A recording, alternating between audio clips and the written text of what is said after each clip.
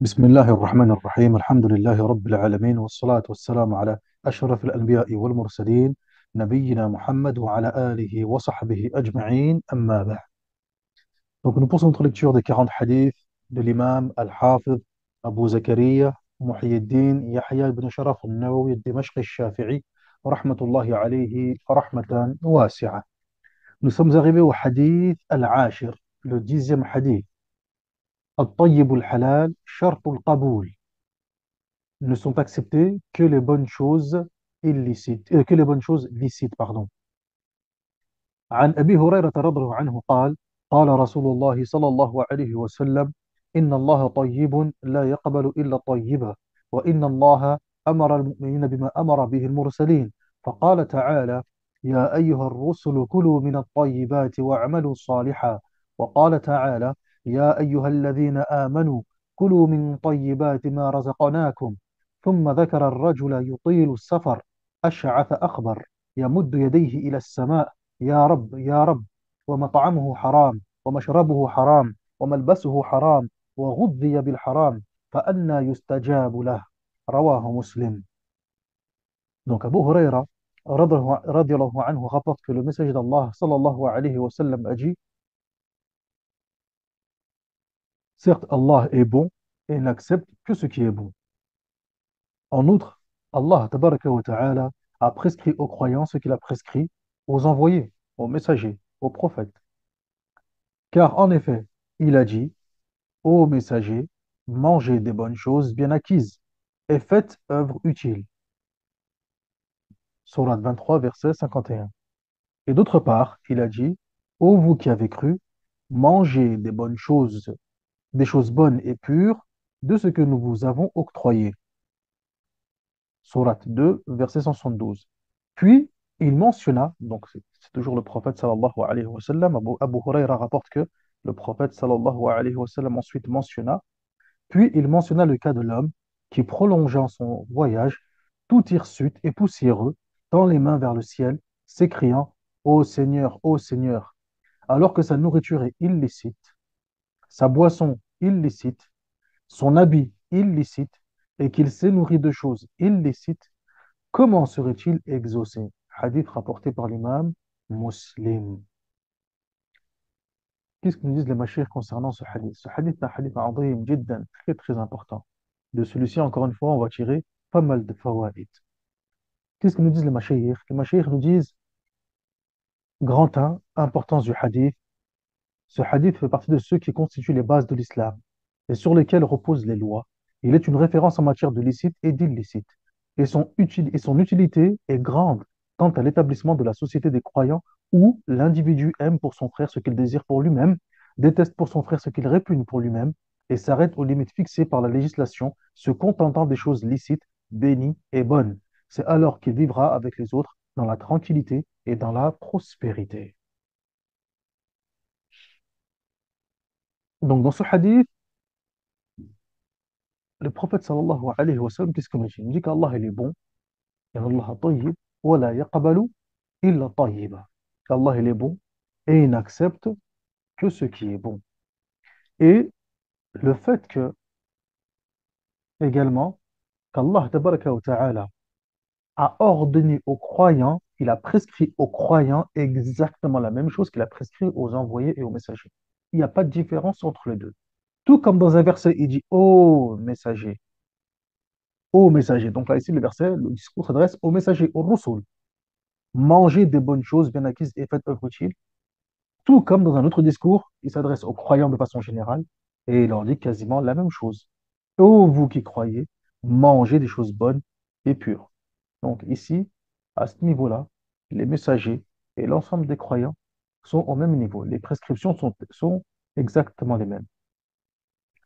Et à la fin, et à la suite du hadith, donc ici, le prophète sallallahu alayhi wa sallam, il a mis en introduction cet élément, le fait de manger des bonnes choses. L'importance de celle-ci, c'est une prescription divine, aussi bien pour les messagers que pour l'ensemble des croyants.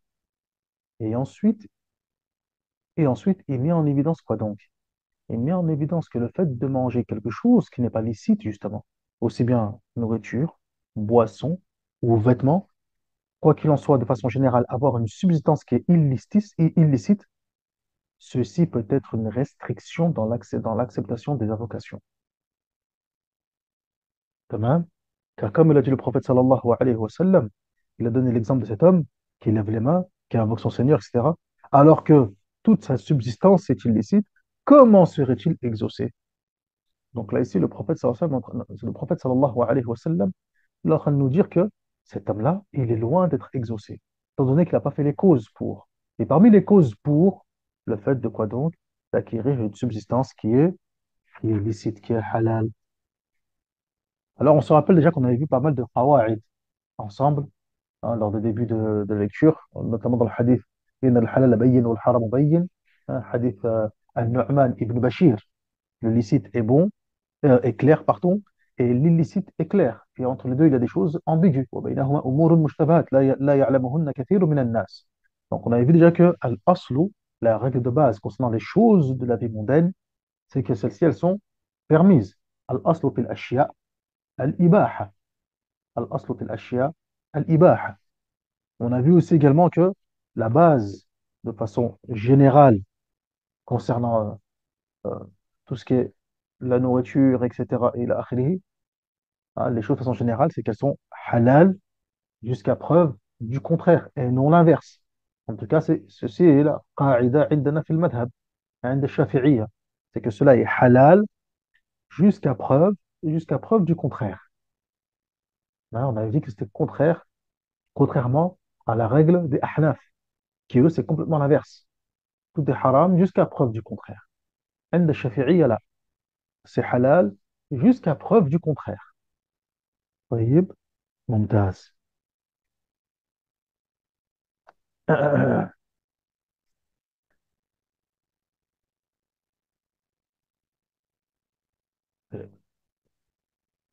جيد.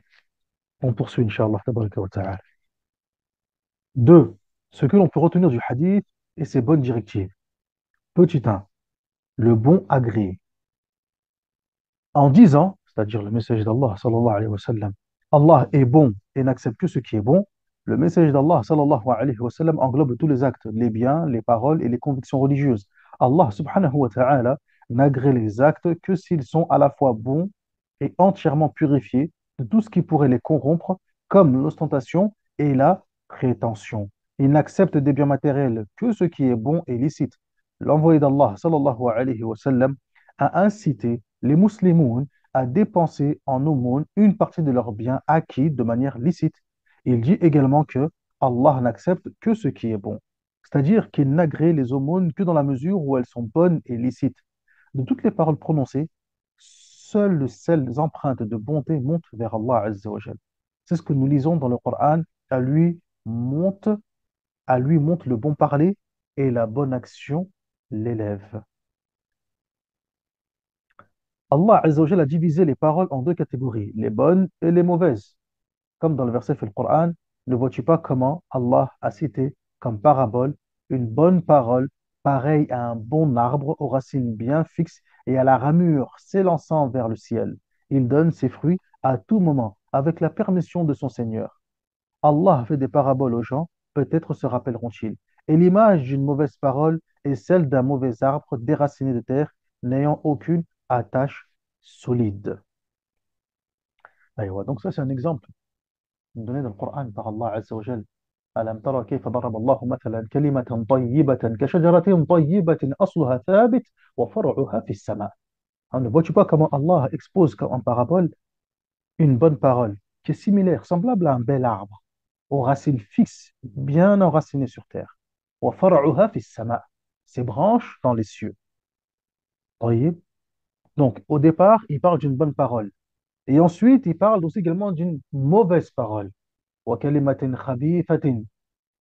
تمام. كشجرة خبيثة.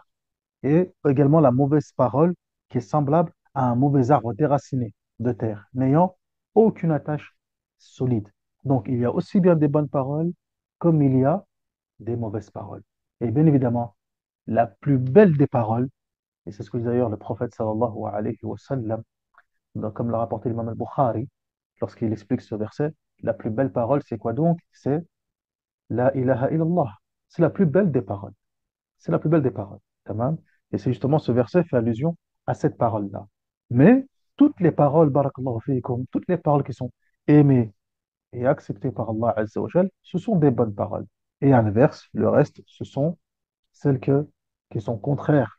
Et celles que Allah Azza wa Jal n'aime pas et déteste, ce sont des mauvaises paroles. Donc Allah, il est bon et il n'accepte que ce qui est bon en termes de paroles, en termes d'actes et en termes aussi également d'aumône, de sadaqa. Tamam. Aïwa. Dans tous les cas, la mauvaise parole, Allah Azza wa Jal, il ne l'accepte pas et il la rejette. La mauvaise adoration, man amila amalan ashraka fihi ma'iya ghayri, taraktuhu wa shirkah. Hadith Abu Huraira, hadith Abi Huraira, radiyallahu anhu. Qu'est-ce que dit le prophète sallallahu alayhi wa sallam dans le hadith Qudusi? Il dit que Allah Azza wa Jal a dit, celui qui fait un acte d'adoration dans lequel il m'a associé avec quoi que ce soit, je le délaisse lui et son associé. Et son associé. Taraktuhu wa shirkah. طيب. أيوة. Car Allah Azza wa Jal n'accepte que ce qui est bon. Que ce qui est bon. Et ce qui est bon, c'est ce qui est conforme à la sharia. Et ce qui est conforme à la sharia, c'est ce qui remplit les deux conditions qu'on a déjà évoquées au préalable. Sincérité et conformité. Al-ikhlas wal-mutaba'a li sunnati nabi sallallahu alayhi wa sallam. Seuls les bons croyants triompheront auprès d'Allah. Comme dans le verset, ceux dont les anges reprennent l'âme alors qu'ils ont une bonne odeur. Fin du verset. Au moment d'entrer au paradis, les anges les accueillent en leur disant, salut à vous, entrez dans le paradis pour ce que vous faisiez. Tamam. Aïwa. Ibn Rajab, rahimahullah ta'ala, a dit à propos de ce passage, et il n'accepte que ce qui est bon, il dit, le croyant est entièrement bon, qu'il s'agisse de son cœur, de sa langue ou de son corps, grâce à la foi ancrée dans son cœur, à l'évocation d'Allah Azza wa Jal qui se manifeste à travers sa langue et aux bonnes œuvres qu'accomplissent ses membres, lesquelles bonnes œuvres sont le fruit de la foi et font partie d'elle. Petit 2. Comment l'œuvre peut-elle être agréée et bonne? Parmi les plus importants facteurs rendant l'œuvre du croyant bonne et agréée, il y a le fait de se nourrir et de s'habiller de façon licite. D'autre part, le hadith, récemment étudié, prouve que l'œuvre du croyant ne saurait être agréée que si ce dernier se nourrit d'une façon licite, alors que l'illicite corrompt l'œuvre et annule son agrément. En effet, après avoir affirmé qu'Allah tabaraka wa ta'ala est bon et n'accepte que ce qui est bon, le prophète sallallahu alayhi wa sallam a dit, en outre, Allah a prescrit aux croyants ce qu'il a prescrit aux envoyés. Car il a dit d'une part, ô messager, mangez des bonnes choses bien acquises et faites œuvre utile. Et d'autre part, il a dit, ô vous qui avez cru, mangez des choses bonnes et pures de ce que nous vous avons octroyé. Donc, d'après cela, on comprend donc que Allah tabaraka wa ta'ala a ordonné aux messagers et à leurs communautés respectives de se nourrir de choses licites et de faire de bonnes œuvres. L'œuvre ne saurait qu'être bonne si la nourriture est licite. Inversement, si la nourriture est illicite, l'œuvre n'est pas agréée. At-Tabarani, rahimahullah ta'ala, a rapporté qu'Ibn Abbas, radallahu anhuma, a dit, on récita devant le messager d'Allah, sallallahu alayhi wa sallam, ce verset, ô vous qui croyez manger ce que produit la terre de bon et de licite. À ce moment, Saad ibn Abi Waqqas, radallahu anhu, intervint et dit, ô messager d'Allah, invoque Allah pour que mes invocations soient toujours exaucées. Ô Saad, répondit le prophète sallallahu alayhi wa sallam, fais que ta nourriture soit bonne, tes invocations seront alors exaucées. Je jure par celui qui détient l'âme de Mohammed dans sa main, que la personne qui introduit dans son ventre une bouchée illicite, Allah n'agréera pas son acte pendant 40 jours.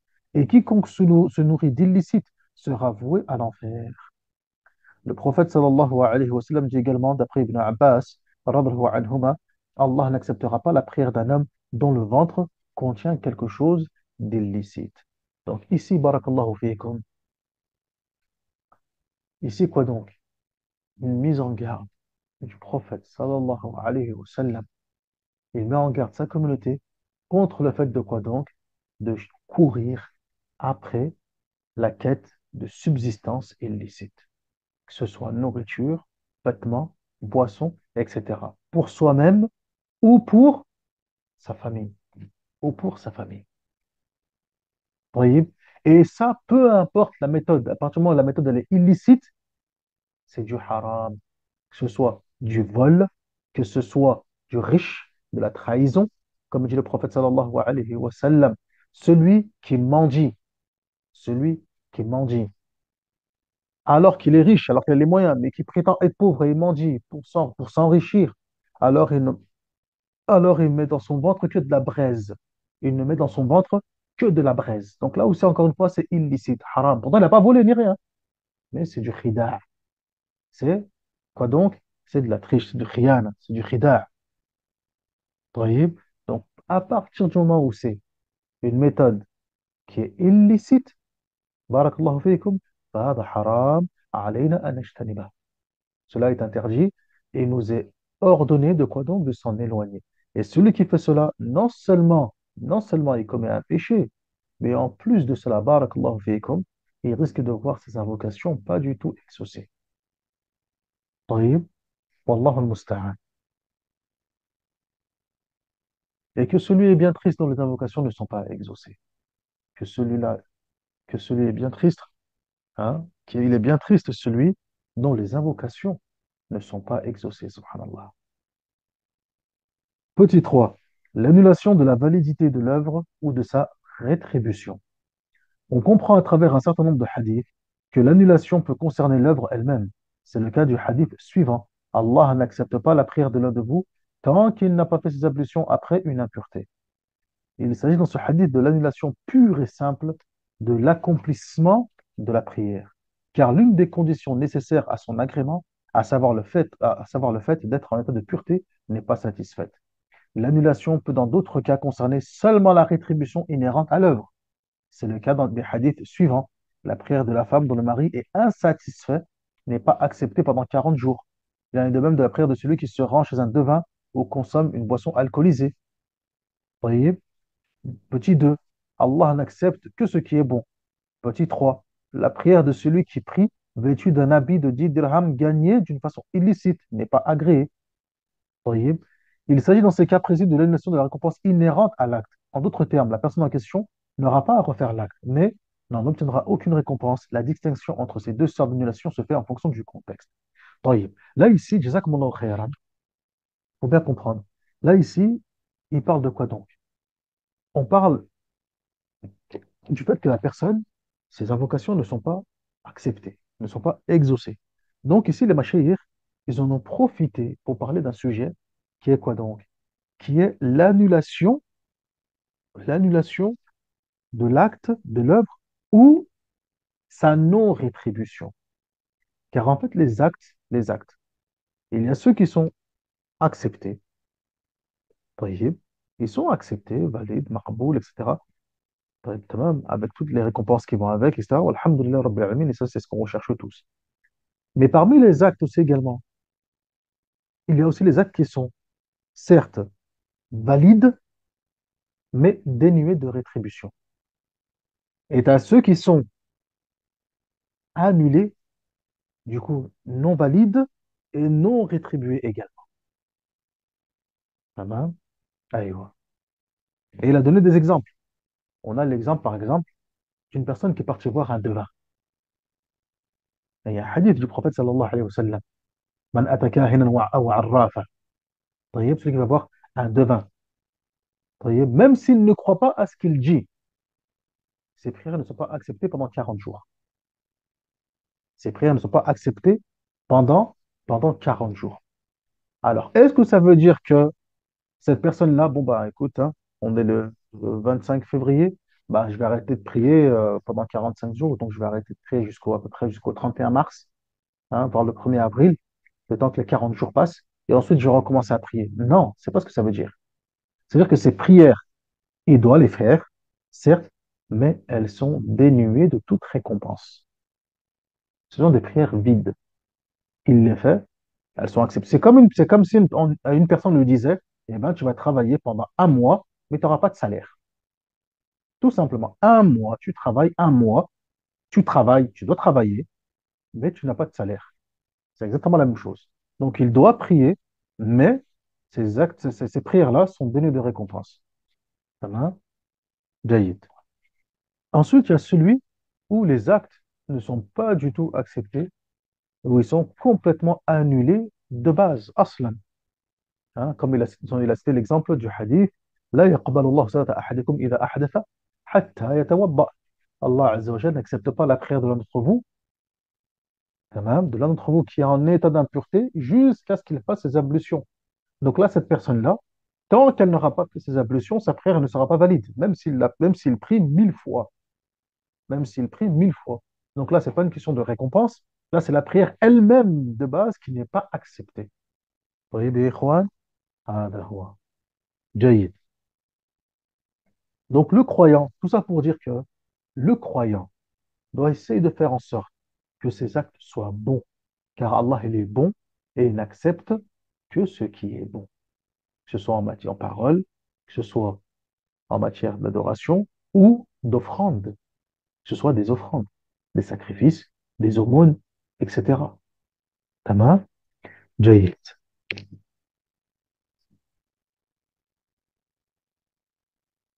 Petit 4 ou 4. Comment le musulman se décharge-t-il des biens illicites?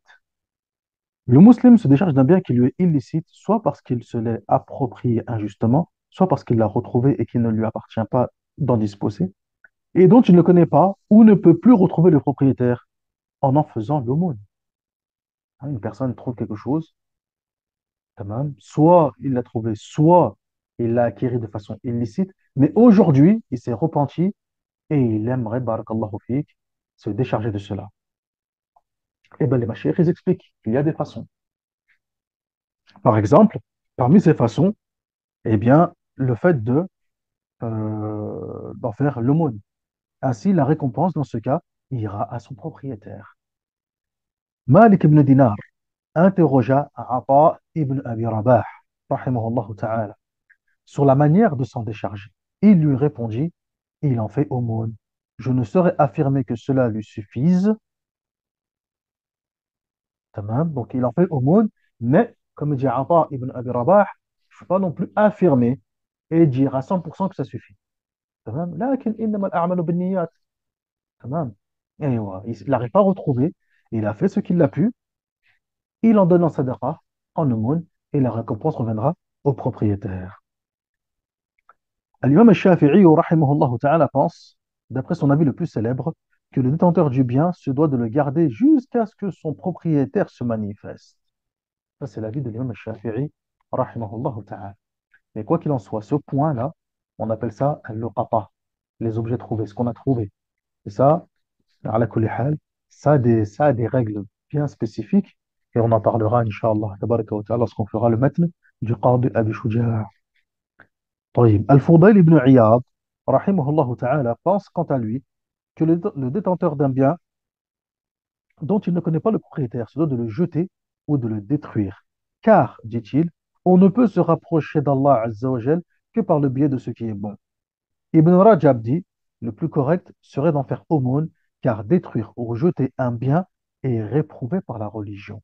D'autre part, le fait de le garder sans en faire aucun usage entraîne sa perte ou incite d'autres à se l'approprier en toute injustice.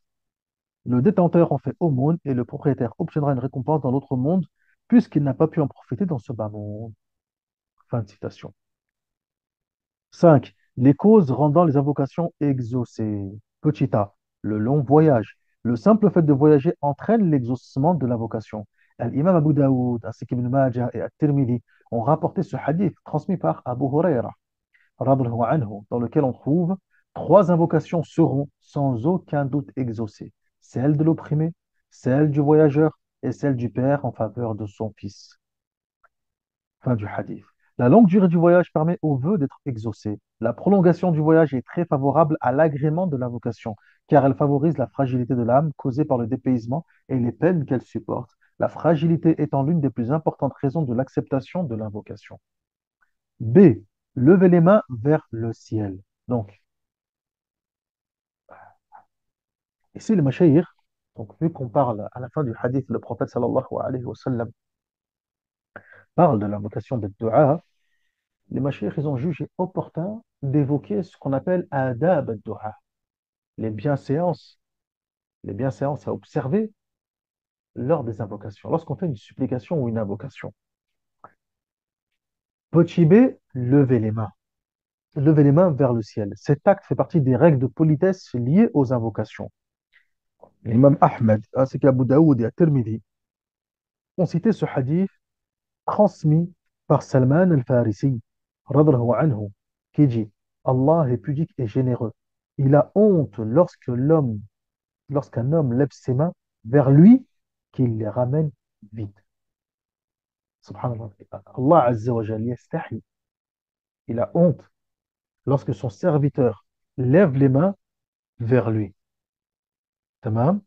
Lorsque le serviteur lève les mains vers lui. طيب. Et qu'il les ramène vides. C'est-à-dire que Allah ne répond pas à sa demande. Ça veut dire quoi donc? Ça veut dire que c'est l'inverse. Ça veut dire qu'Allah Azza wa Jal, justement, comme ça, c'est quelque chose de gênant, Allah tabaraka wa ta'ala répond à sa demande. Le abd qui lève ses mains, Allah tabaraka wa ta'ala répond, répond à sa demande. L'envoyé d'Allah, sallallahu alayhi wa sallam, quand il faisait la demande de la pluie, levait si haut ses mains qu'on voyait la blancheur de ses aisselles. Il levait également ses mains vers le ciel à Badr pour demander à Allah la victoire des croyants sur les insulteurs. Il les dressa si haut que son manteau tomba de ses épaules. طيب. هذا هو. Il n'y a pas de mal, barakallahu fiik. Il n'y a pas de mal, car justement par rapport à ce hadith, qu'est-ce que disent les fuqaha? Les fuqaha disent justement que les mains qui les ramènent vides, oui, c'est imagé, mais dans le sens où quand Allah Azza wa Jalla répond à ces invocations, tamam, Inch'Allah tabaraka wa ta'ala, tanzil al-baraka. La bénédiction, elle descend. Inch'Allah tabaraka wa ta'ala. Donc il n'y a pas de mal parce que le serviteur s'essuie le visage, par exemple. Et ça, c'est ce que mentionne l'imam al-Nawawi wa rahimahullah ta'ala dans son livre Al-Adhkar et aussi également dans At-Tahqiq, dans son livre At-Tahqiq fil fiqh. Le dernier livre qui a été écrit par l'imam al-Nawawi fil fiqh. C'est le dernier kitab, kitab At-Tahqiq. Tamam. Et ouais, dans le chapitre de la salat, le fait que la personne fasse des du'a, fasse quelques du'a ba'd salat, et ensuite il essuie son visage, يقول الإمام النووي هذا مندوب. Il dit هذا يندب. Ceci est recommandé. Donc il n'y a pas de mal de faire le masah ala al-wajh بعد الدعاء. لا بأس. C'est pas une bid'a, c'est pas haram, c'est pas. Il n'y a pas de mal. طيب. Et certains disent même que c'est recommandé, كما قال الإمام النووي رحمه الله تعالى. جميل. C'est l'insistance d'insistance dans les invocations. Pareil, après la lecture du Coran, faire une dua, etc. Il n'y a pas de mal. Abdullah ibn Mas'ud, radhiyallahu anhu, lorsqu'il a fini un khatm du Coran, il faisait une dua. Et d'ailleurs, on rapporte que la dua que souvent on récite, qu'on trouve à la fin du Coran, etc., et justement, c'était la dua que restait Abdullah ibn Mas'ud. Quand il finissait le Coran, il réunissait sa famille et il faisait le dua. À chaque khatma. Donc, il n'y a pas un hadith du prophète sallallahu alayhi wa sallam sur cela. Tamam. Mais c'est des choses sur lesquelles كانوا عليه الصحابة. C'est des choses que الصحابة faisaient. طيب. Ou certains d'entre eux. تمام. هذا هو. فهذا كذلك أيضا لا بأس. C'est l'insistance dans les invocations. Et ce, en répétant l'évocation de l'attribut d'Allah relatif à sa majesté. C'est l'un des moyens les plus importants auxquels on puisse recourir afin d'obtenir l'exaucement de l'invocation. L'imam al-Bazzar, rahimahullah ta'ala, a rapporté ce hadith transmis par Aïcha, radhiyallahu anha. Quand le serviteur répète 4 fois Ya Rab, ô Seigneur, Allah Azza wa Jalla répond assurément, je répondrai à tes invocations. Mon serviteur, demande et je te donnerai. Tamam. وقال ربكم ادعوني أستجب لكم. Et votre Seigneur a dit invoquez-moi et je vous répondrai. وقال ربكم ادعوني أستجب لكم. تمام. Ça, c'est ce que dit Allah tabaraka wa ta'ala. طيب. جميل. Comme dans ce hadith aussi également. Assurément, je réponds à tes invocations, mon serviteur demande et je te donnerai. طيب. Donc aussi également parmi les bienséances, le fait d'insister dans la vocation. Insister, insister. Et que le croyant ne désespère pas. تمام. لا ييأس. Il ne désespère pas. طيب. هذا أمر مهم جدا. Des fois, on va trouver certains qui vont dire, j'ai invoqué, j'ai demandé, j'ai. Continue. ولا تيأس et ne désespère pas. Allah Azza wa Jal te répondra et en ayant la certitude et la ferme conviction qu'Allah Tabaraka wa Ta'ala répondra à ton invocation. Parce que c'est ce que dit Allah dans le Coran. Il l'a promis. Tamam. Wallahu la yukhlifu al-mi'ad. Et Allah ne trahit jamais à sa promesse. Tamam. Aïwa, barakallah. Et parmi aussi également les bienséances dans la dua, c'est quoi donc? Recourir à l'attribut d'Allah Azza wa Jal qui correspond à la situation. Ya Razzaq, rzuqni. Ya Rahman, hamni. Ya Ghaffar, firli. Ya Tawwab, tub alayya. Tamam? Wa hakadha. Le fait de l'invoquer par l'attribut ou bien par le nom qui sied à la situation. Tamam? Aïwa. Ça aussi également, ça fait partie, barakallahu fikum, des adab al-dua, des bienséances à observer lorsqu'on fait des invocations. Et ça aussi également, ça rend l'invocation plus prompt à être exaucée. طيب يا إخوان. جيد. D. Ce qui empêche l'invocation d'être exaucée. Le hadith précédemment étudié indique que se laisser aller dans la consommation de l'illicite, qu'il s'agisse de la nourriture, de la boisson ou de l'habit, empêche l'exaucement des invocations. Quant à la question comment serait-il exaucé, elle exprime l'étonnement et la grande incertitude quant à l'exaucement de l'invocation. Elle n'exprime pas explicitement l'impossibilité de l'agrément des invocations. Et oui, inna Allah ala kulli shay'in qadir. C'est Allah Azza wa Jal. طيب. Seulement, il a réduit on va dire, toutes ces euh, probabilités. تمام. هذا هو. Donc, si on ne lui répond pas, qu'il ne soit pas étonné. Et si on lui répond, qu'il soit reconnaissant encore plus envers Allah. Tabaraka wa ta'ala. L'invocation est l'essence de l'adoration. L'invocation est l'acte cultuel au poids le plus important, car l'invocateur n'invoque Allah Azza wa Jal qu'à partir du moment où il désespère de tout ce qui est en dehors de lui, ce qui est l'essence même du pur monothéisme et de la sincérité. Il y a un hadith du prophète sallallahu alayhi wa sallam, hadith Anas ibn Malik, الدعاء هو العبادة. L'invocation, c'est l'adoration. Et en réalité, toutes les ibadat, si vous prenez du recul, si vous prenez du recul, et prenez toutes les adorations que vous connaissez. Prenez-les toutes. En réalité, ce sont toutes des invocations. L'invocation, la dua, c'est l'essence même de l'adoration. Car toutes les adorations que nous faisons, toutes, n'importe laquelle, ce sont en réalité en soi des invocations. Ne serait-ce que la prière. La prière, as-salat. As-salat fil lugha. As-salat, la prière. As-salat. Dans la langue arabe, ça signifie quoi? C'est dua. Dans la langue arabe, c'est ad-dua. تمام. C'est ad-dua. Barakallahu fikum. طيب. هذا هو. Le jeûne. Si le jeûne, on fait notre jeûne, mais quoi donc? On le commence par une dua et on le scelle par une dua. Et à la fin, on espère et on invoque que ce jeûne soit accepté. Tout ce qu'on fait, c'est dua. Pour à la fin, quoi donc? Barakallahu fikum. Essayer d'obtenir l'agrément d'Allah Azza wa Jal, ses récompenses, subhanahu wa ta'ala, sa satisfaction, et s'éloigner de quoi donc? De son courroux, de son châtiment, de l'enfer, etc. كل هذا دعاء دعاء دعاء دعاء. تمام. وقال ربكم ادعوني أستجب لكم إن الذين يستكبرون عن عبادتي. Voilà comment Allah Azza wa Jal a défini ad-dua. Votre Seigneur a dit, invoquez-moi et je vous répondrai. Quant à ceux qui s'enflent d'orgueil face à mon adoration, innal ladhina yastakbiruna an ibadati. C'est-à-dire qu'ils ne veulent pas m'invoquer. Comment il appelle l'invocation? Il l'a appelé ibada. An ibadati. سيدخلون جهنم داخرين. طيب هذا هو. Donc, الدعاء, l'invocation, c'est l'essence même de l'adoration.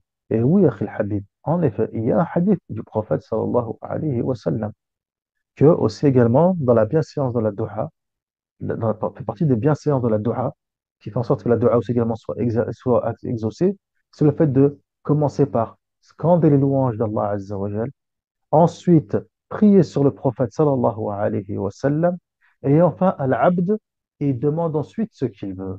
Cela est plus prompt également à ce que la dua soit exaucée. Ça aussi également, en effet, Akhi al-Habib. هذا صحيح. تمام. Jamil. Petit f, ne dépenser que le licite. Le hadith incite à ne dépenser que ce qui est licite et réprouve les dépenses de ce qui est illicite. Et na'am. Allah Azza wa Jal, subhanahu wa ta'ala, à travers tout ceci, on comprend quoi donc? On comprend le fait qu'on doit chercher absolument à faire preuve du scrupule et rester uniquement vers ce qui est at-tayyib, vers ce qui est bon, et délaisser ce qui est khabith, mauvais, de ce qui est haram, etc. Dans tout, et ce, même dans les dépenses. C'est-à-dire que ni on va voler, ni etc. etc. Mais aussi, même dans les dépenses, on ne fait pas en sorte de, quoi donc, d'acquérir du haram, même dans les dépenses. Tamam? Aïwa, car dépenser dans l'illicite, c'est quoi donc? C'est c'est du tabdir. C'est du tabdir. Aïwa. Lorsqu'on parle de gaspillage, ikhwan, petite faïda. Lorsqu'on parle de gaspillage dans le Coran, le gaspillage, il est interdit. Tamam? Le gaspillage est interdit en islam.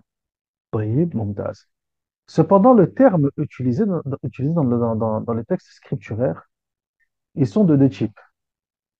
On a al-israf et on a al-tabdir. تمام. إن المبذرين كانوا إخوان الشياطين. Certes, les gaspilleurs sont les frères des démons, des shayatin, comme dans le verset. Donc, on a le tabdir et on a al-israf. Al-israf, qui signifie également le gaspillage. Ça, le gaspillage est interdit. Comme l'a dit le prophète sallallahu alayhi wa sallam, on ne gaspille pas de l'eau, même si on se trouve dans l'océan, même dans la mer. On ne gaspille pas l'eau. Tamam. Cependant, quelle est la différence entre al-israf et at-tabdir? En français, les deux, c'est gaspillage. Les deux. Mais le français, c'est une langue, malheureusement, barakallahu fikum, qui est pas aussi riche que la langue arabe. Dans la charia, chaque terme, chaque mot, chaque vocabulaire est utilisé dans un but et un sens bien précis. Quelle est la différence entre al-israf ou al-tabdir? Al-tabdir, c'est ceux qui commettent des excès qui dépassent les limites. Et al-israf, c'est quoi?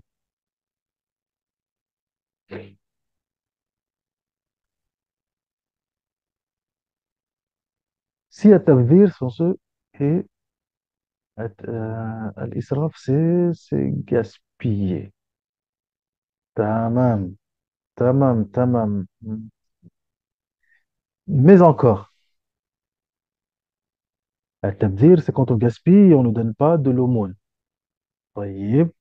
Et al-israf,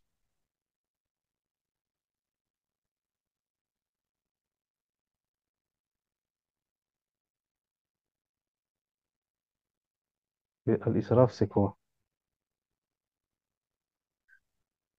Les deux, les deux, barakallahu fikum, les deux, c'est du gaspillage. Les deux, hein, c'est du gaspillage. Et les deux, ils sont illicites. Gaspiller dans l'excès. Alors, vous êtes deux à avoir dit gaspiller dans l'excès, etc., etc. C'est pas mauvais en soi. C'est pas faux. Mais c'est-à-dire encore, ça manque légèrement de précision. Vous voyez, légèrement de précision. Mais c'est pas faux. Je vous donne un indice. Il y a un rapport entre licite et illicite. Il y a un rapport entre licite et illicite. Et oui, parce que la charia a fait la distinction entre ce qui est dans le licite et ce qui est dans l'illicite. Eh oui, tamam. Non, pas tout à fait, Akhil Habib. En réalité, lorsqu'on parle de israf, c'est du gaspillage, et c'est du gaspillage dans quoi donc? Dans ce qui est halal. Dans ce qui est halal, et là, oui, c'est rentré dans l'excès. C'est dépasser ce qui est, on va dire, ce qui est ordinaire, ce qui va être au-delà de mes besoins. Là, c'est du israf. Quand même, donc en grande quantité, etc., etc. Je gaspille. Vous voyez, je peux me contenter d'une certaine quantité et moi, je vais au-delà. Ça, c'est du israf. Taïb. Et ça aussi également, c'est prohibé. Tandis que le tabdir, c'est le fait de dépenser dans ce qui est illicite, ne serait-ce que un centime. Vous avez vu, Ikhwan, ne serait-ce que un centime. Le tabdir, c'est dans le haram. C'est du gaspillage. Le haram, c'est du gaspillage aussi, Ikhwan. C'est du gaspillage. Ne serait-ce que un centime dans le haram, c'est du gaspillage. Ne serait-ce que un centime. Et ça, c'est du tabdir. Et c'est eux qui sont, comme dans le Coran, Inna al-mubaddirina kanu ikhwana shayatin. Certes, les gaspilleurs sont les frères des shayatin, mais pas n'importe quel gaspilleur. Parce que des fois, on va voir quelqu'un, il utilise de l'eau, il gaspille un peu d'eau, que ça, on va dire, eh, akhi, inna al-mubaddirina kanu ikhwana shayatin. Mais c'est pas le bon contexte, du tout. Taïb, ce n'est pas le bon contexte. Tamam. Aïwa. Par contre, quelqu'un qui va acheter une bouteille d'alcool, ou bien qui va donner ne serait-ce que 1 euro pour une bouteille d'alcool, مثلا, là, on va lui dire إن المبذرين كانوا إخوان شياطين. تمام. هذا هو. Ça, c'est la différence, euh, barakallahu fikum, entre l'israf et al-tabdir. Donc, l'israf, c'est le fait de gaspiller dans ce qui est halal, dans ce qui est licite. Tamam. Par exemple, l'israf, à quel moment on le voit beaucoup, l'israf, ya ikhwan? Hein, le mois prochain, on va le voir. Dans les tables de iftar, mathalan. Dans les tables de iftar, souvent, on trouve beaucoup de israf.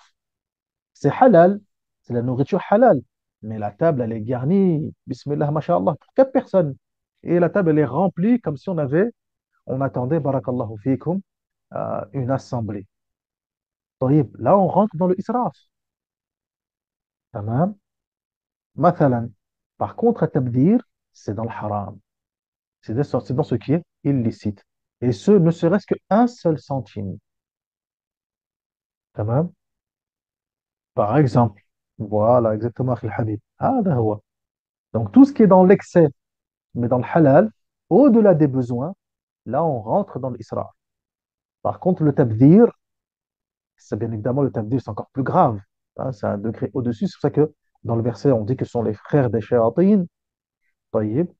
Et bien évidemment, plus la personne dépense, plus la personne aggrave son cas. Et je donné l'exemple de 1 centime, mais il y en a qui dépensent, barakallahu fikum, des milliers et des milliers d'euros. طيب. Là, bien évidemment, ça aggrave le cas.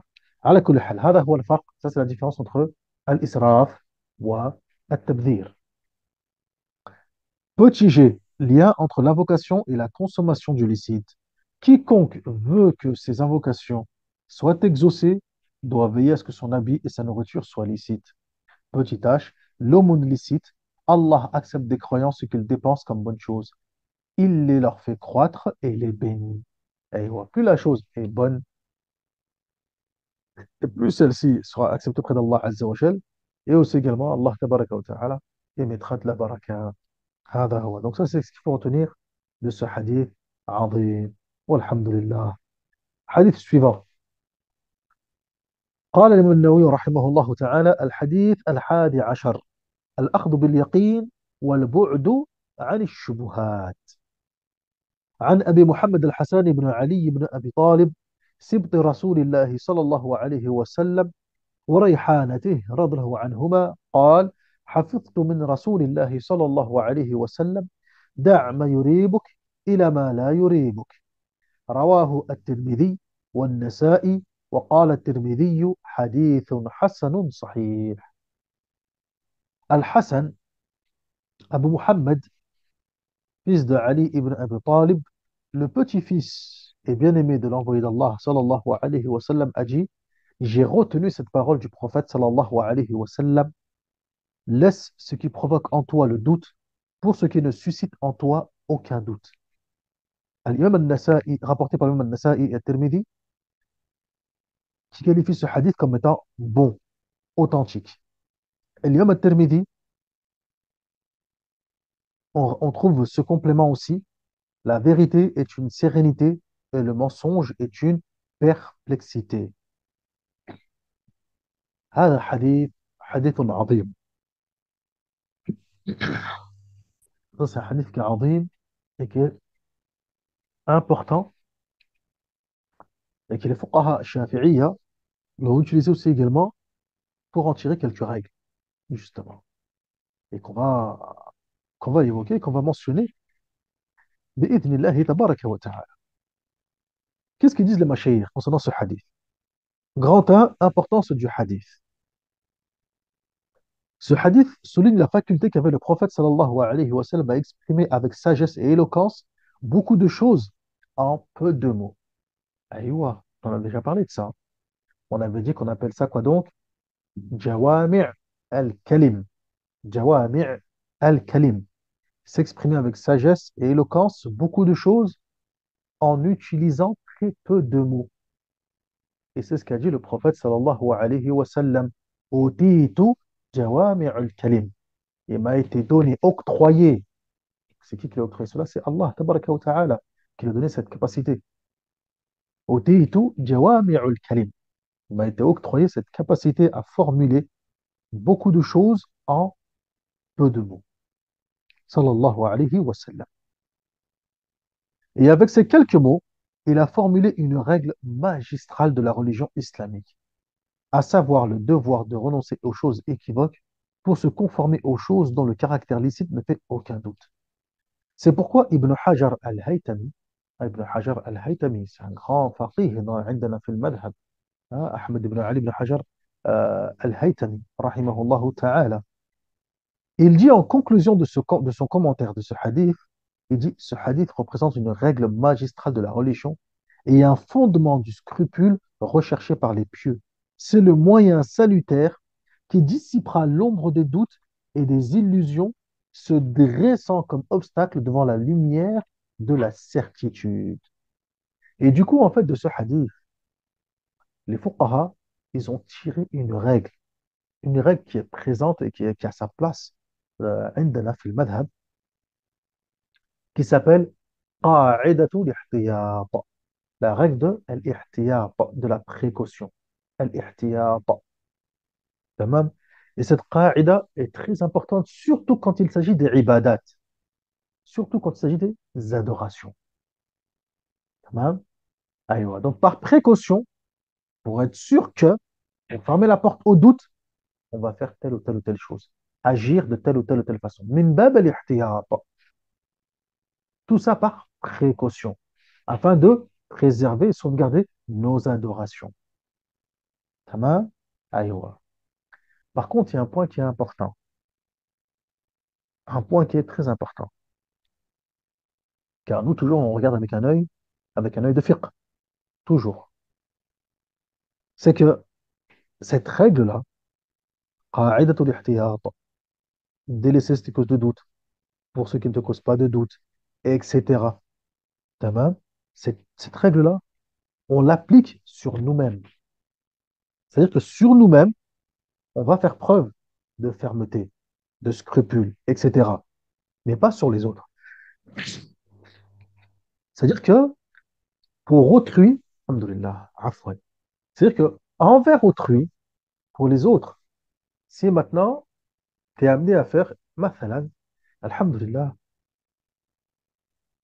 tu as étudié le fiqh, etc., etc., etc., et tu es désormais apte à pouvoir répondre à certaines questions. Et on va te poser une question. Toi, si ça aurait été toi, dans ce cas-là, toi, par précaution, tu aurais agi de telle ou telle ou telle ou telle façon. Par contre, fil fatwa, lorsque tu réponds à une question pour autrui, tu ne fais pas preuve de fermeté, de dureté. Car lorsqu'il s'agit d'autrui, comme l'a dit le prophète sallallahu alayhi wa sallam, Yassiru, wala tu'assiru. Facilitez les choses, mais ne les rendez pas difficiles, comme on l'a déjà évoqué. تمام يا إخوان.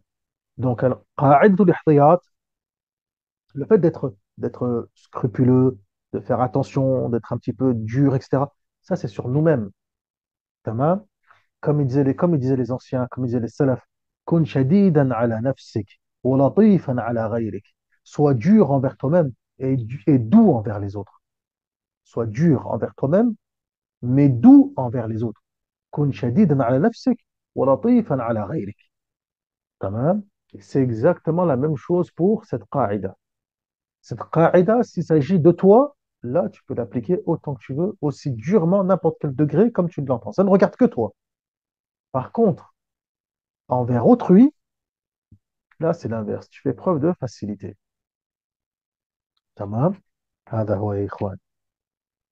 طيب, on poursuit, Inch'Allah tabaraka wa ta'ala. Deux, ce qu'il faut retenir du hadith et ses bonnes directives. Petit a, renoncer aux choses équivoques, comme dans le hadith de An-Nu'man ibn Bashir. Tamam. Le fait de délaisser al-shubuhat. Et on voit toujours que on cherche toujours al-yaqin, la certitude. On cherche ce qui est clair, ce qui est wadih. Le fait de renoncer aux choses équivoques tout en se conformant aux choses licites en matière de culte, de rapport avec autrui, etc., entraîne un certain scrupule chez le musulman. Ceci a l'avantage d'inhiber les susurrements de Shaytan et d'être très utile dans ce monde et dans l'autre. Dans le sixième hadith, on a eu l'occasion de souligner que quiconque se prémunit des choses équivoques s'affranchit des choses pouvant altérer sa religion. Tamam. Ça, c'est l'ancien hadith. طيب. ومن اتقى الشبهات فقد استبرأ لدينه وعرضه. Celui qui s'est éloigné, qui s'est préservé des ambiguïtés des shubuhat, il a certes préservé sa religion et son honneur. Car les choses dont le caractère licite ne fait aucun doute n'entraînent aucune perturbation dans le cœur du croyant. Au contraire, elles entraînent la quiétude et la paix de l'âme. Quant aux choses équivoques, la personne n'y consent qu'en apparence. En vérité, son cœur est le théâtre du désarroi, de l'anxiété et de la suspicion. Il s'ensuit que la personne en question ne peut que ressentir une certaine gêne psychologique, ce qui, en tant que préjudice moral, suffirait à la faire éloigner des choses équivoques. Par ailleurs, la plus grande perte serait qu'elle s'habitue à commettre sans scrupule les choses équivoques et, par voie de conséquence, les choses illicites. En effet, quiconque tourne autour d'un enclos réservé risque à tout moment d'y entrer. Ça, c'est le hadith qu'on a déjà vu. Petit 2, les paroles et les attitudes des anciens relatives à l'abandon de tout ce qui est équivoque pour la certitude que procure le scrupule. Les vertueux parmi nos prédécesseurs avaient tenu des propos et eu des agissements mettant en évidence leur conformité aux choses licites, leur renoncement aux choses équivoques et leur attachement aux scrupules. Petit a, les paroles. Abu Dharr al-Ghifari, radhiallahu anhu, a dit, la piété la plus complète consiste à renoncer à certaines choses licites de peur qu'elle ne renferme une part d'illicite. L'ascète Abu Abdurrahman al-Amri a dit, l'homme scrupuleux renonce à tout ce qui suscite le doute et se conforme aux choses qui ne suscitent aucun doute en lui. Al-Fudayl a dit, les gens prétendent que le scrupule est dur à observer. Quant à moi, chaque fois que j'ai à faire un choix entre deux choses, je choisis la chose la plus pénible. Renonce donc à ce qui te paraît douteux et opte pour ce qui ne prête à aucune équivoque. Et vous avez vu, encore une fois, c'est je choisis, je fais, je. Par contre, pour autrui, là, c'est différent. Car là, ici, on n'est pas dans le halal, dans le haram. S'il y aurait, s'il y a du yaqin, là, c'est différent. طيب. Mais ce n'est pas le cas. Là, c'est uniquement فقط من باب الاحتياط. طيب. هذا هو. Hassan ibn Abi Sinan a dit, il n'y a rien de plus facile que le scrupule. Renonce donc à la chose qui te paraît douteuse. Petit b, les attitudes. Par scrupule, Yazid ibn Zari' renonça à une somme s'élevant à 50 000 dinars qui lui venait d'un héritage de son père, car ce dernier travaillait pour le compte des gouverneurs.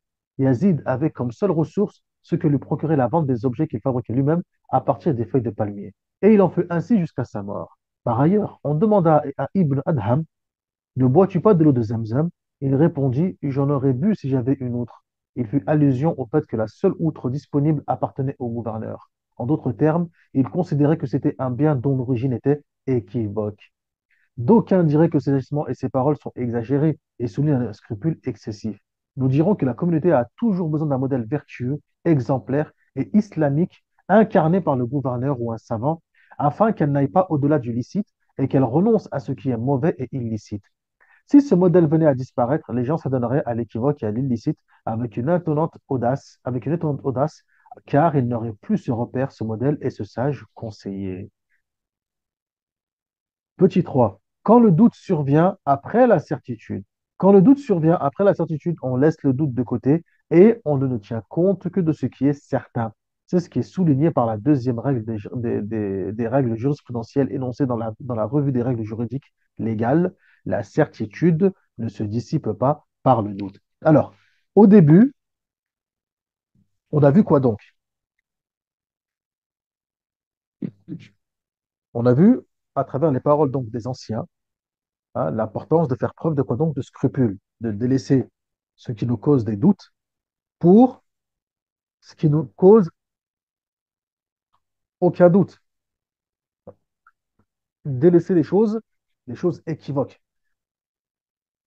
Et encore une fois, ça ne veut pas dire que cela c'est haram ou autre, etc. Seulement, on a juste un doute sur la provenance de ceci ou de cela, etc. Ici, Yazid, il aurait pu prendre l'héritage de son père. C'est pas haram. Si on lui aurait posé la question, est-ce que je peux prendre l'héritage? Il aurait donné la fatwa comme quoi c'est l'héritage de ton père, tu peux le prendre, il est licite. Seulement lui, seulement lui, comme il savait que son père travaillait pour le compte du gouverneur, et encore une fois, le gouverneur, on ne sait pas d'où provient son risque, etc. Par bon scrupule, il a préféré s'en écarter, s'en éloigner, walhamdulillah, rabbil alamin. Tout simplement. Tamam, jayyid.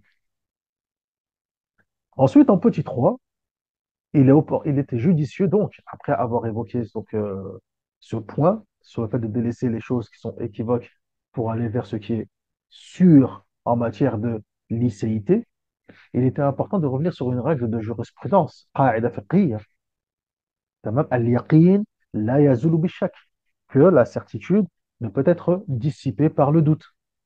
طيب يا إخوان, ça c'est une قاعدة dans le fiqh. Ça c'est une règle générale et magistrale dans le fiqh. C'est d'ailleurs même parmi ce qu'on appelle al-qawa'id al-khams al-kubara, les cinq règles majeures. القواعد الخمس الكبرى. طيب يا إخوان, جيد. À titre d'exemple, si un homme est sûr d'avoir effectué ses ablutions, mais a un doute en ce sens, qu'il ne sait plus s'il a encore un état de pureté ou bien s'il a faussé ses ablutions, il doit se considérer encore en état de pureté. Ceci est corroboré par le hadith suivant rapporté par l'imam Muslim, rahimahullah ta'ala. Si le ventre de l'un d'entre vous manifeste un grognement tel qu'il ne sait pas si quelque chose s'en est dégagé ou non, il ne doit sortir de la mosquée qu'après avoir entendu un bruit ou senti une odeur. Donc, si j'ai un doute, je le dissipe par la certitude. Et maintenant, la question pourrait se poser. Il me semble qu'on a déjà évoqué ça dans Safinat al-Najah, mais la question pourrait se poser, de quelle certitude parle-t-on? Des fois, on me dit, si j'ai un doute, est-ce que j'ai les ablutions ou non? Des fois, on me dit, oui, tu as les ablutions. Et des fois, on me dit, non, tu n'as pas les ablutions. Du coup, c'est de quel doute on parle? De quelle certitude on parle? Pour savoir de quelle certitude on parle, pose-toi la question suivante. De quoi je doute?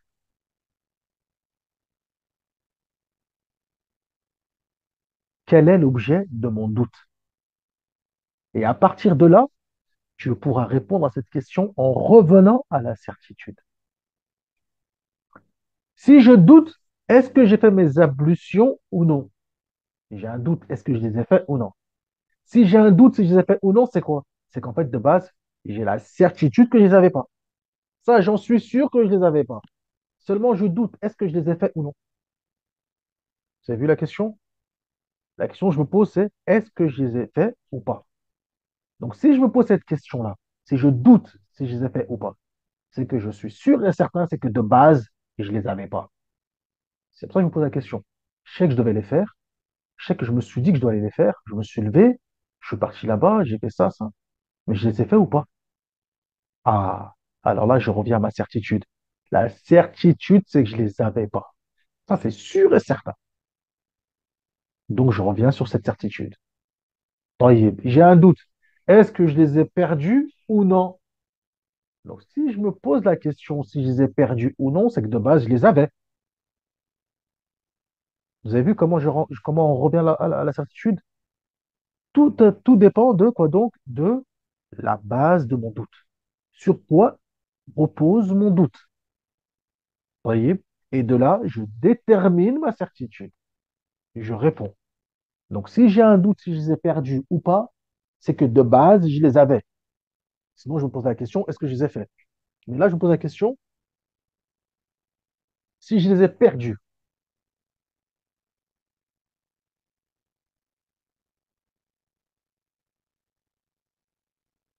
Donc, si je me pose la question si je les ai perdus, c'est que de base, je les avais. Donc, par conséquent, je reste sur cette certitude, sur cette base. Je les ai toujours. Tamam. Et ça, cette qaïda, ya ikhwan, elle reste telle qu'elle. Comme ils ont dit les fuqaha, même si la personne en réalité, elle a véritablement bel et bien perdu ses ablutions. Vous avez vu dans le hadith du prophète sallallahu alayhi wa sallam, jusqu'à ce qu'il entende un bruit ou il sent une odeur. Mais peut-être qu'il y a vraiment eu quelque chose qui s'est échappé, sans bruit et sans odeur. Mais il s'en est pas rendu compte. Tamam. Eh bien, malgré tout, il a quand même ses ablutions. Ça, ces règles-là, elles sont là aussi également pour fermer la porte au wasawis. Pour fermer la porte au quoi donc? Au wasawis. À tous ces wasawis qui peuvent perturber la personne. Tamam. Donc, on a ces règles-là aussi également pour fermer toutes ces portes. Jayid. Petit 4. Renoncer aux choses équivoques en cas de rectitude totale. Il est clair que la vigilance et le renoncement aux choses équivoques ne peuvent être exigés que d'une personne ayant atteint une complète rectitude et un certain niveau de piété et de scrupule. Quant à la personne s'adonnant aux choses dont le caractère illicite ne fait aucun doute et qui montre une vigilance et un certain scrupule au sujet des choses équivoques, son scrupule est mal placé et son attitude est irrecevable. On doit exiger d'elle qu'elle renonce d'abord aux choses illicites dont l'illicéité ne fait aucun doute. C'est ce qui est clairement exprimé par Abdullah ibn Omar, radhiallahu anhuma. Ce dernier répondit à l'Irakien venant l'interroger au sujet du sang du moustique. Il m'interroge au sujet du sang du moustique alors qu'ils ont tué Al-Hussein. Allahu Akbar. Tamam. Aïwa. Donc, il y a des personnes qui vont faire preuve de scrupule, voyez, sur certains sujets. C'est un exemple. C'est comme celui qui demande, est-ce que dans telle boîte, dans tel aliment, dans telle chose, est-ce qu'il y a du porc? Est-ce qu'il y a de la gélatine du porc, de porc? Est-ce que, alors que celui-ci à côté vole, boit de l'alcool, vend de la drogue, fait ceci, fait cela, ya salam, tamam, hada huwa.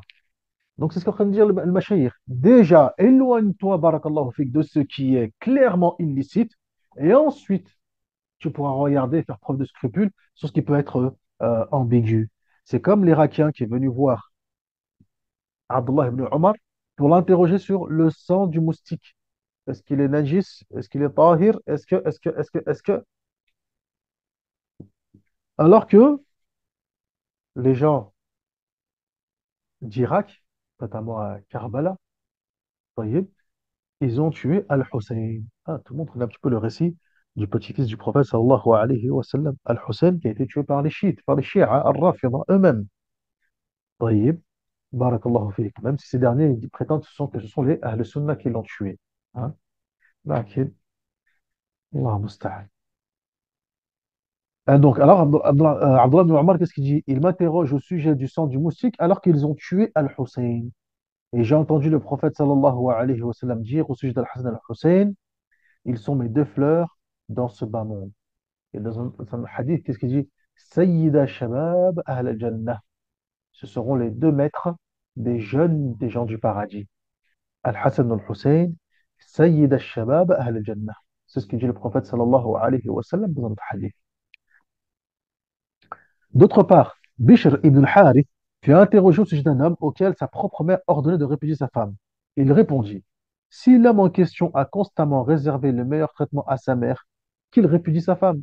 Par contre, s'il veut lui obéir sur ce plan en répudiant sa femme, puis là, sa mère frappe, après, dans d'autres circonstances, qu'il ne répudie pas sa femme.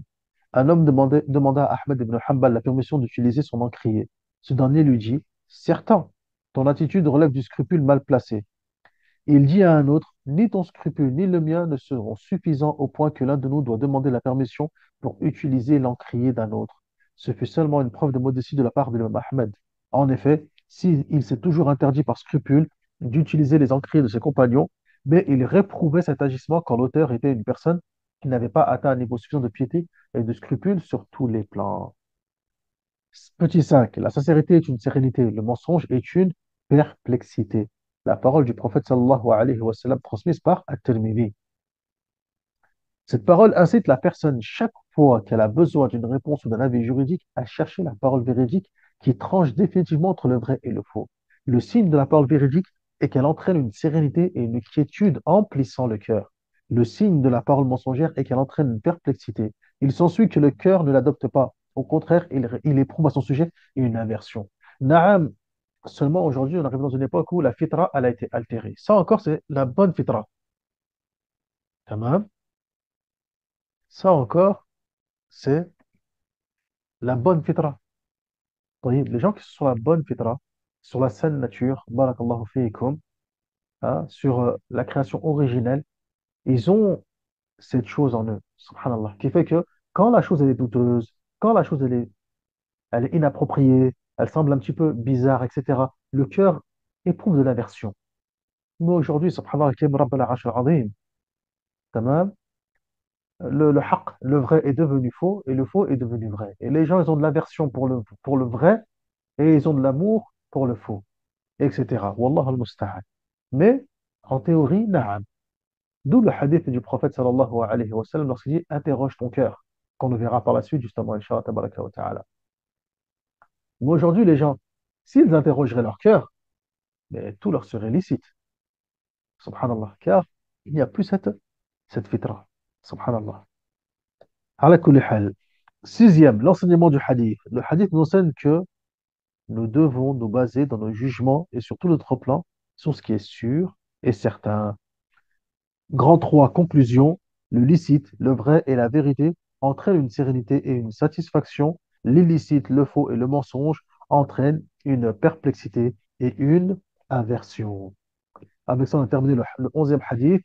On se poursuivra demain avec la suite, Inch'Allah, tabaraka wa ta'ala, avec la lecture du 12e hadith et ce qui s'en suivra, Inch'Allah, tabaraka wa ta'ala. C'est un hadith qui est azim jiddan. Le fait de quoi donc? De se préoccuper de ce qui est utile. Al-ishtighalu bima yufid. نكتفي بهذا وسيأتي إن شاء الله تبارك وتعالى والحمد لله رب العالمين وصل اللهم على نبينا محمد وعلى آله وصحبه أجمعين سبحانك اللهم وبحمدك أشهد أن لا إله إلا أنت أستغفرك وأتوب إليك والسلام عليكم ورحمة الله وبركاته